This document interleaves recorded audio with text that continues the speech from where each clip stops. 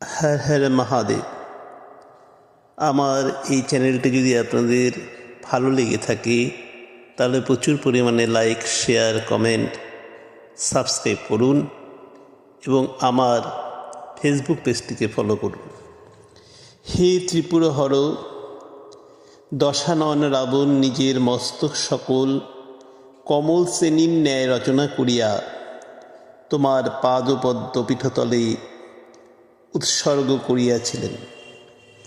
তাহার সেই অচলা ভক্তির প্রভাবেই বিনা প্রয়াসেই শক্তিহীন শত্রুহীন নিষ্কণ্টক ত্রিভুবন প্রাপ্ত হইয়াছিলেন এবং রণকুণ্ড পরবশ বাহু সকল ধারণ করিয়াছিলেন, অর্থাৎ অপরাজেয় হয়েছিলেন রাবণ।